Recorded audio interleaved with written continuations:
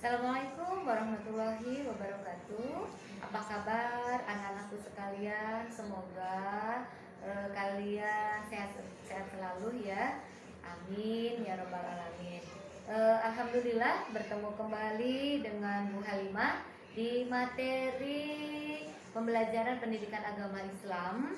Kali ini tentang munakahat atau pernikahan dalam Islam. Namun sebelumnya kita seperti biasa membaca doa terlebih dahulu, ya. Silakan dipimpin oleh Arifin, ya.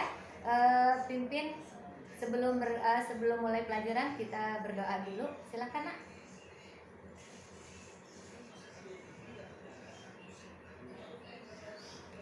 Amin ya robbal alamin. Baik, anak-anakku sekalian, sebelum Ibu kita belajar ya, Ibu akan mengecek kalian ya, mengabsen kalian dulu. Hadir semua kan anak-anak hari ini? Ya. Oh, gimana ini? Vira kemarin gimana Vira? Ada kabar tidak? Kemarin kan izin sakit, sekarang udah sembuh belum ya? Oh, alhamdulillah. Kalau sudah, semoga ya kalian yang lain juga sehat-sehat selalu ya. Terus ini siapa nih kemarin nih? Sudah masuk? Sudah. Oh, ya udah, alhamdulillah ya. Berarti absennya hari ini masuk semua, hadir semua. Alhamdulillah. Oh ya, tolong nih anak-anak sekalian sebelum Ibu melanjutkan ke pelajaran. Ya, coba dilihat dulu ini meja-meja, coba di meja-mejanya ini barangkali ada sampah-sampah, tolong dilihat ya. Kalau belajarnya sudah bersihkan enak. Ayo ini yang laki-laki dirapikan dulu, ayo bajunya. Reza, ayo bajunya dirapikan dulu ya, biar kelihatan tambah ganteng. Ayo Nisa nih, Nisa, coba Nisa, itu ayo kerudungnya dirapihkan. Sudah rapi? Itu tambah kelihatan cantik ya. Alhamdulillah. Gimana anak-anak? Sudah siap semua? Kalau sudah siap, itu yang sampah yang masih di pojok nggak apa-apa, dikeluarin dulu ya, dibuang di tempat sampah. Kalau sudah semua siap, mari kita belajar pada kali ini, yaitu tentang, sebentar, anak-anak boleh lihat di tayangan ya. Oh iya, kemarin tentang apa coba? Masih ingat nggak? Oh iya, apa itu? Apa? Iman kepada hari akhir ya. Ya, itu nanti tetap harus di ini ya, tugas-tugasnya terutama juga harus dikumpulkan. Ya, apa saja itu tadi yang kemarin tuh, minggu kemarin coba? Iman kepada hari akhir itu ada di rukun keberapa coba? Dalam rukun iman coba. Iya betul. Berarti sudah paham ya? Kalau misalnya kemarin sudah paham, setelah Ibu mengulasnya minggu lalu, maka sekarang kita memasuki materi tentang munakahat. Munakahat ini adalah, ada yang tahu nggak munakahat apa? Coba sebelum Ibu menjelaskan, coba. Nih Arifin, coba, ini ketua kelas, coba Arifin. Tahu nggak Arifin? Apa itu munakahat? Pernah dengar nggak sebelumnya Arifin? Oh iya betul, munakahat itu adalah pernikahan ya, pernikahan dalam Islam. Sebelum Ibu menjelaskan panjang lebar ya, mari kita kalian boleh saksikan ya tayangan berikut. Nanti Ibu akan berdiskusi ya, mencoba bertanya kepada kalian apa sih yang dimaksud munakahat ini. Silahkan didengarkan ya. Hari ini dengan materi anak. Baik anak-anak, ini coba lihat pernikahan dalam Islam ya.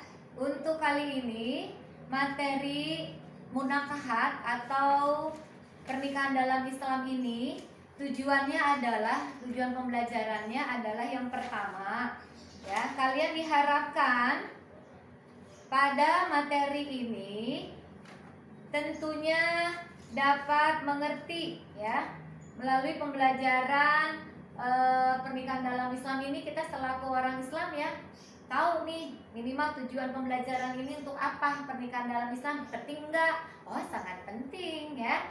Kita seorang muslim ya tentu ada tujuan pembelajaran ini. Yang pertama adalah kita diharapkan ya, nanti anak-anak boleh dapat menganalisis ya, yang juga mengevaluasi nih ya, ketentuan pernikahan dalam Islam itu apa saja ya, itu tujuannya yang pertama. Lalu nanti minggu selanjutnya nanti ada penyajian ya, prinsip-prinsip pernikahan juga udah dikaji di sini apa saja ya. Lalu mengakui ya kalau misalkan ketentuan pelaksanaan pernikahan itu dalam Islam itu harus tetap berdasarkan syariat Islam ya. Baik, Ibu akan lanjutkan.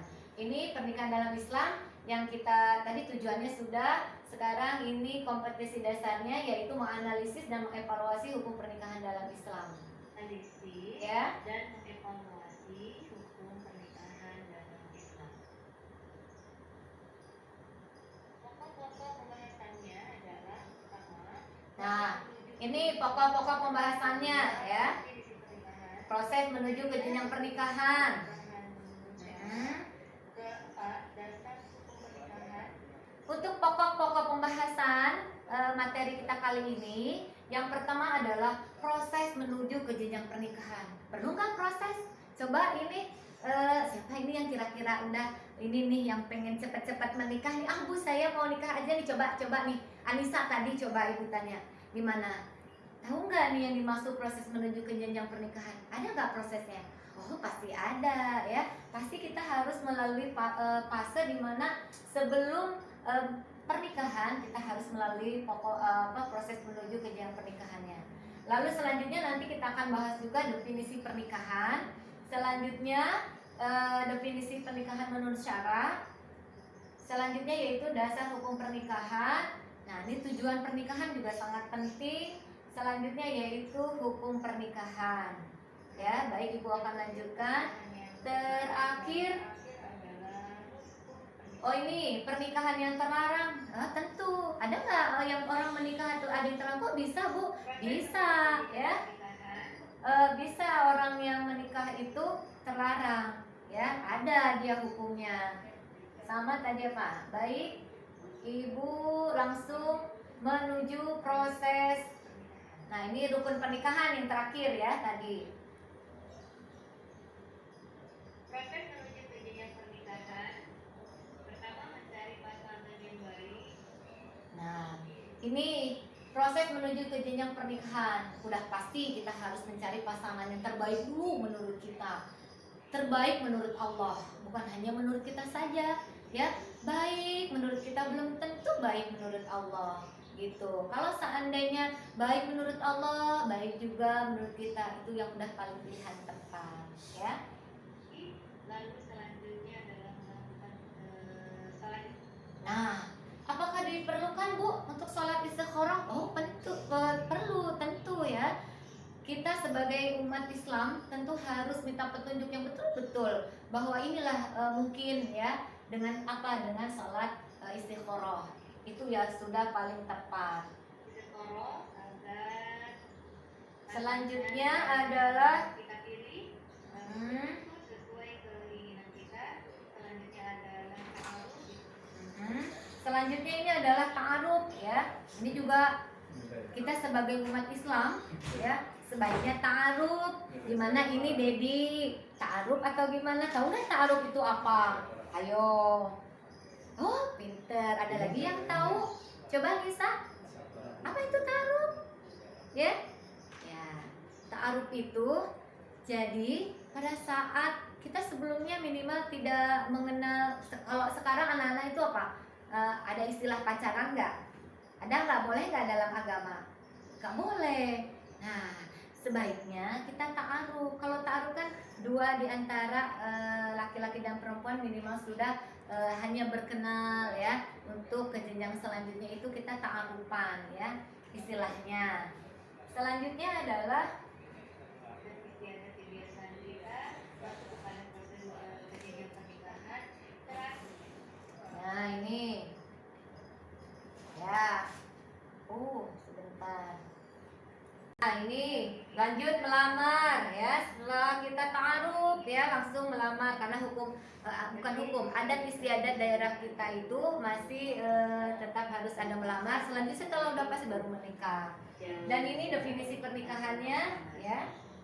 Maka Ibu lanjut saja ya definisi. Nah, dasar hukum pernikahannya anak-anak Islam ya luar biasa, sungguh mengatur tentang apapun ya, termasuk pernikahan ini. Dasar hukumnya jelas dalam Al-Qur'an surah Ar-Rum ayat 21 yang berbunyi A'udzu billahi minasyaitonir rajim. Bismillahirrahmanirrahim. Wa min ayatihi an khalaqalakum min anfusikum azwajan litaskunu ilaiha wa ja'ala bainakum mawaddatan wa rahmah. Inna fi dzalika laayatil liqaumin yatafakkarun. Al-ayah sadaqallahul aliyyul azim. Ini ya, kalau artinya di antara tanda-tanda kekuasaannya, dialah yang menciptakan untukmu istri-istri dari jenismu sendiri supaya kamu cenderung dan merasa tentram kepadanya dan dijadikannya di antaramu rasa kasih dan sayang. Sesungguhnya pada yang demikian itu benar-benar terdapat tanda-tanda bagimu, bagi kaum yang berfikir. Nah, Ibu langsung lanjut saja ya Nak ya. Nah, apa sih tujuan pernikahan ini? Ya, pertama adalah mengikuti sunnah Rasul. Ya, yang kedua melaksanakan ibadah. Niatkan kalau misalkan kita ingin menikah ini adalah betul-betul karena ibadah kepada Allah Subhanahu wa taala. Lalu selanjutnya ini juga untuk preventif ya terhadap zina, artinya menjauhi merujuk kita kepada zina. Langsung yaitu tentang melestarikan keturunan suci, artinya berkesinambungan ya. Manusia itu kalau orang nggak menikah ya tidak ada yang melanjutkan regenerasi manusia, artinya dunia ini sempit ya, bukan sempit, artinya dunia ini sepi, nggak ada lagi yang meneruskan ya, keturunan akan terhenti gitu kalau nggak ada orang yang menikah. Lalu selanjutnya adalah membangun sifat kasih dan sayang, mewujudkan sifat ta'awun atau tolong menolong. Terakhir yaitu memperoleh silaturahmi baik internal keluarga maupun eksternal masyarakat ya, yang tujuannya tiada lain adalah ke depan kita menjadi setelah menikah itu mawaddah warahmah. Baik, Ibu akan lanjutkan ya. Hukumnya ya yaitu udah pasti orang-orang yang sudah mampu. Hukum pernikahan yang sunnah ya, sudah pasti ini orang-orang yang mereka mampu namun masih tidak merasa takut kepada jatuh kepada zina. Selanjutnya adalah yang sunnah, ini mereka yang tadi Ibu sudah sebutkan ya, pernikahan yang haram ya. Siapa saja orang yang nikah ya, pernikahan bagi orang yang haram tentunya orang yang tidak mampu memberi nafkah, tidak mampu melakukan hubungan suami istri.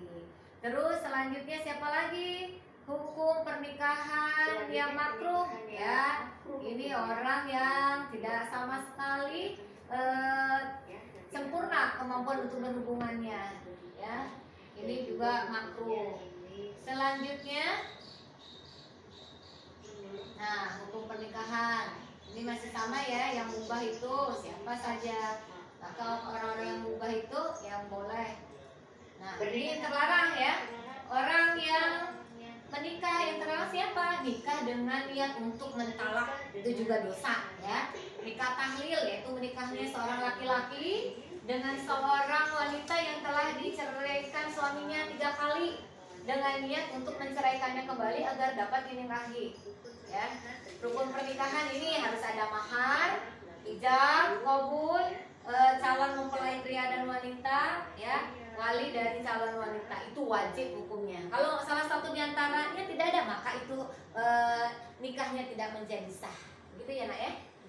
Nah, selanjutnya ini kesimpulan dari materi ini ya. Kesimpulannya ya, nikah berarti sudah ya Nak ya, nikah berarti akan menghalalkan pergaulan antara laki-laki. Terus yang kedua adalah nih Ibu langsung kesimpulannya ya. Nah, Kesimpulan dari ini nanti anak-anak bisa lihat saja di sini. Yang pertama, para ahli fikih sependapat kalau pernikahan tidak sama di antara orang. Jelas ada dalam Quran surah An-Nisa ayat 2324. Jumhur ulama juga ya bahwa rukun nikah itu harus ada calon suami, calon istri, wali, 2 orang saksi dan syuhud atau ijab qabul. Tuh, anak-anak harus perhatikan ya. Selanjutnya, Pernikahan yang melahirkan kewajiban atas masing-masing pihak, suami sama istri harus saling percaya. Nanti anak-anak kalau sudah menikah begitu ya nak ya. Tuh.